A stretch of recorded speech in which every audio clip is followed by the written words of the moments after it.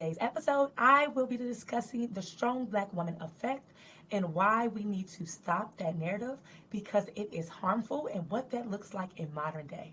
So, as always, I try to take whatever topics I'm talking about from the day and relate it back to real life occurrences that are relevant in the news, in the media. And today, I will be discussing what the media calls a supermom, Tamiah Brevard-Rodriguez, the woman that gave birth to her son in the passenger seat and 8 hours later went to defend her doctoral dissertation from the hospital bed. And this is a very controversial topic because, of course, as a black woman, we want to applaud just the resilience, the tenacity to go and defend your dissertation after having your baby, right? I don't want to give the wrong notion that hey, any woman, first off, going after a PhD or a doctorate, I mean, that we want to uplift them to the highest of the highest level. But I also want to talk about just that theme of black women having to be super women, that strong black woman effect, and why that narrative in our mind that, hey, we have to do the impossible all the time to reach our goals, why that is so harmful for the next person. So, though everyone is clapping their hands, they are super excited. And for this mom, congratulations onto the baby boy. He is gorgeous. And congratulations to you for defending your dissertation. But also, at what cost? At what cost, right? Because what this standard sets is that if she could do it, anybody can do it.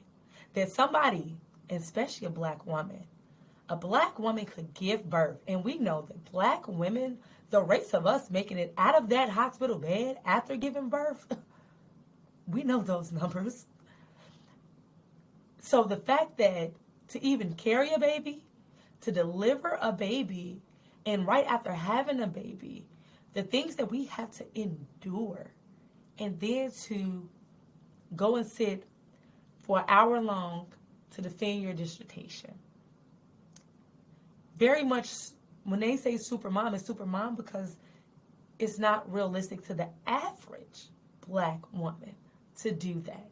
And it's already bad enough that institutions already require black women to perform and to show up in so many situations academically after there have been multiple studies done that the things that black women have to endure, not only in the institutional setting, but on their journey to even obtain a PhD or a doctorate, is way more than the average student of the dominant race, of any race, because black women have to juggle so much. Them bringing themselves to these classroom settings and the identities and the mass that they have to bring already gives this layer of challenge that other students don't have to deal with. Black women having to work full-time jobs to pay for their academics.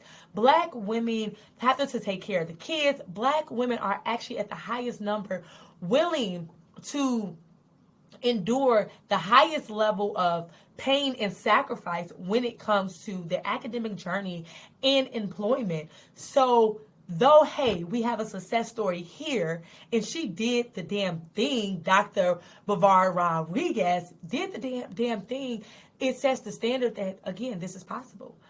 And I will never forget when I worked in a prison, Harris County Prison, and they used to have us clock in, like you have to clock in, you have to clock out, and you couldn't clock out a minute later. So whether your work was done, your notes or not was done, you were required to clock out at 5 o'clock, and whatever work you still had to do, you had to do it without getting paid.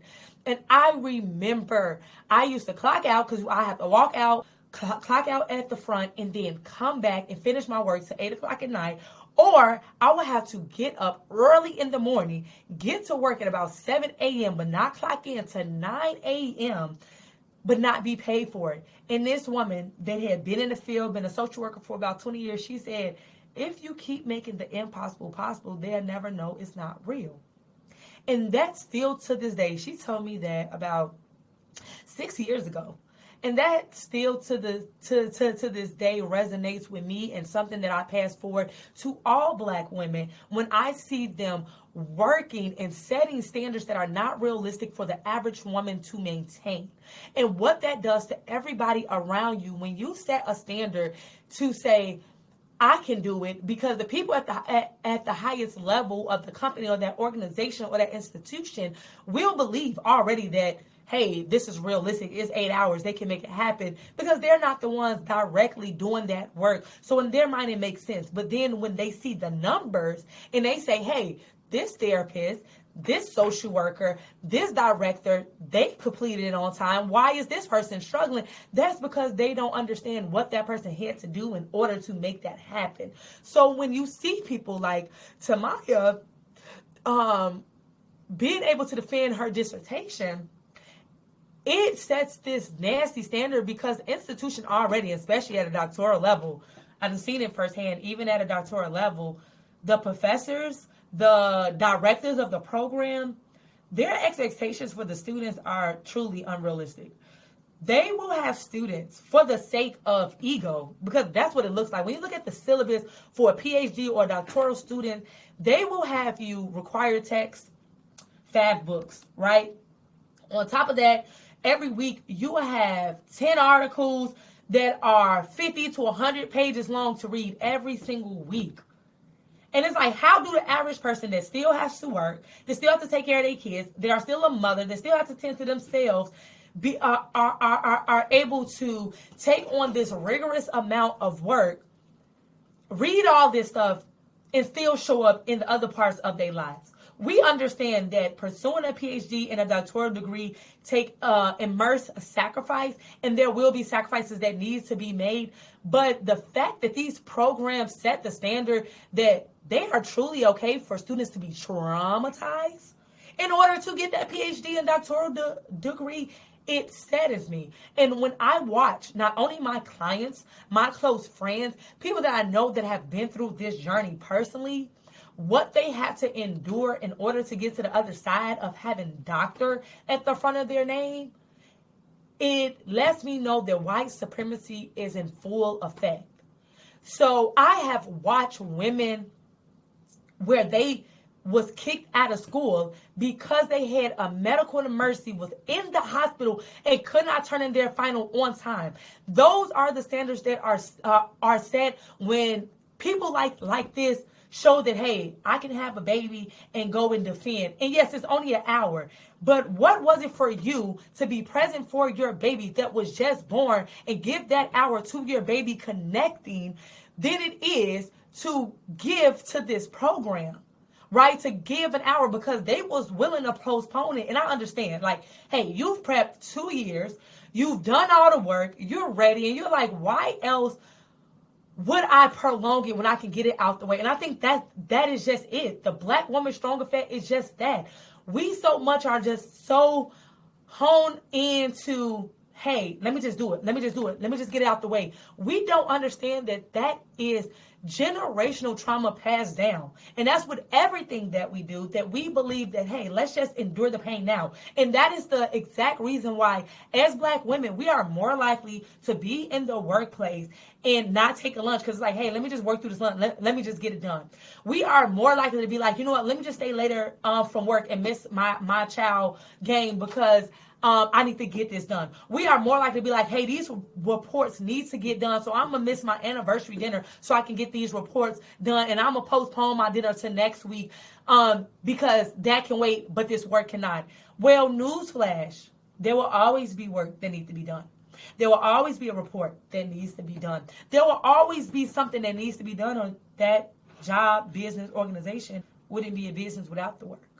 So if we stop trying to expand past those 8 hours and keep it within doing the work that is achievable within 8 hours and within really 7 hours, so we can actually take an hour break, then we can stop forcing ourselves to endure and suffer through very traumatic or painful or just challenging time so we can get that work done. Because at the end of the day, if you have complications, you think your university care? You think your university going to send you a bouquet of flowers? Yes, you just defended after having a baby in your car, in your Maserati, but you think they're sending you flowers, they're showing up at the hospital, like you think they care to support you?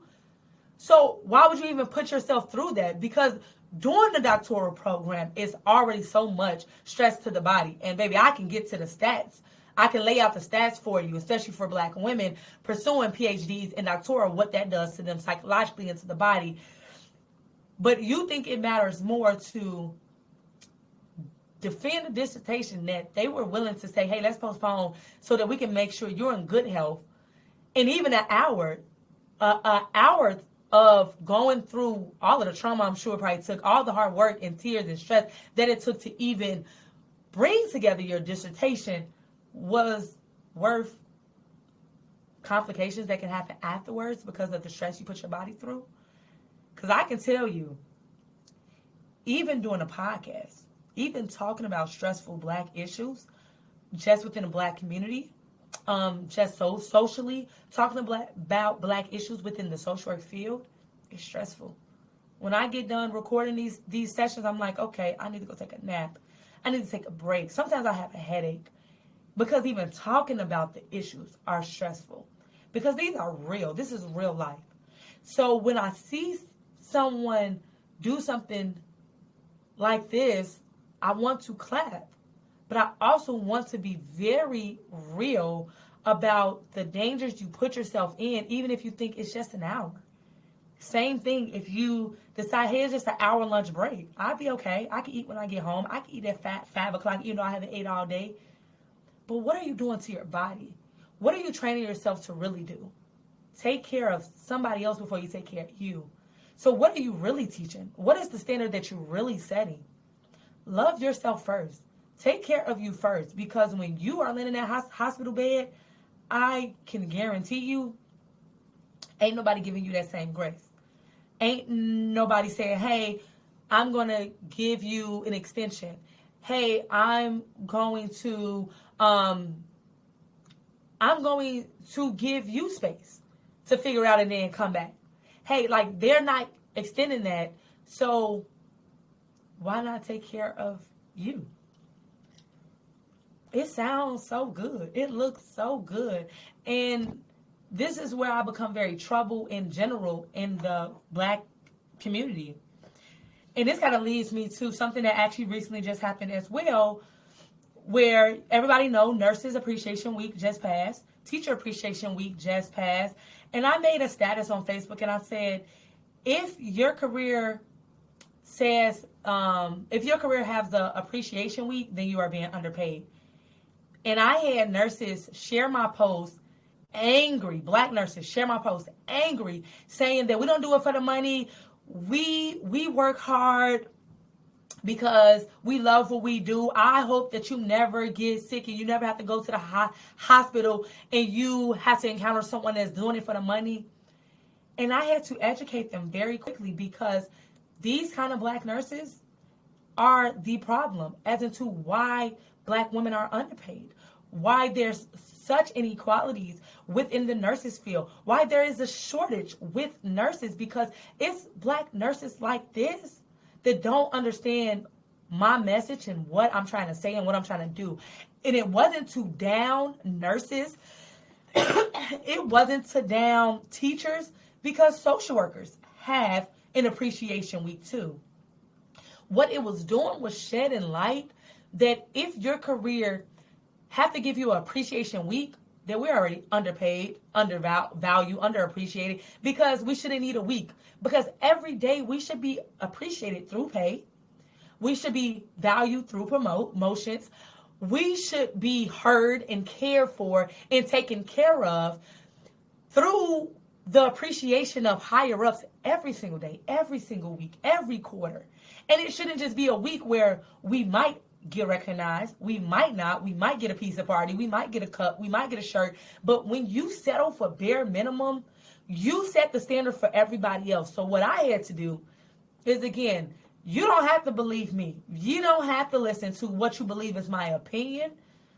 I'm going to give you current research of the fights that are happening nationwide, because black women and women in general in nursing are severely underpaid, underappreciated, overstaffed, put in positions where they are risking their livelihood along with their license, what they've worked for, because of the conditions these agencies, these hospitals, these organizations are putting black women in, because of women like that set the standard.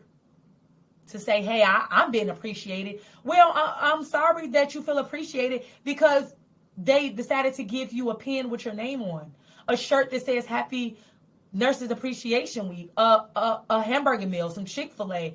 I'm sorry that that's all your hard work and the sacrifice that you had to make and the things that you had to endure during COVID, and that you're okay with the standard that they're giving you, but I'm not okay.